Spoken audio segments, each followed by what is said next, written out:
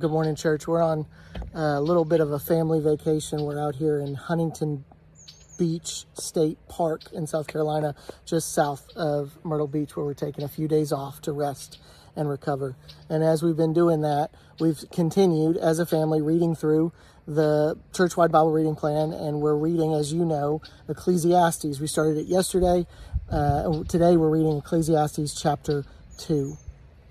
And I want you to have in mind as you read through this great wisdom, understand, I believe that Solomon wrote it. There are those that don't. I believe that he wrote it for many reasons. But I think what's happening as Solomon is writing this book, I think this is an older Solomon, and I think he's writing it to his son. I think he's writing it to those that will come after him. And I think he's wrestling with this concept of earthly reward versus heavenly reward.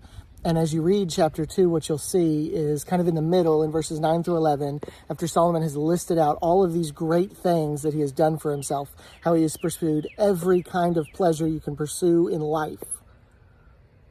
He says, and this was the reward for all of my toil. The reward for all of his toil in his understanding was just what was in front of him, just what his eyes could see. Because, especially in the early chapters of this book, Solomon is operating with the understanding that everything that happens to us is just what happens to us under the sun. It's just what happens to us in this life. But we as believers know, and what I think Solomon comes to understand later in the book, is that there is a greater reward available to us.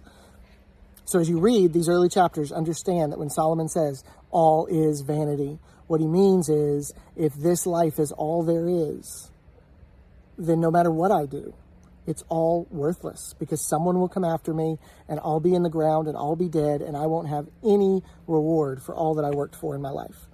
But we have a greater hope. And so I'm excited to read through this book with you guys over the course of the next couple of weeks.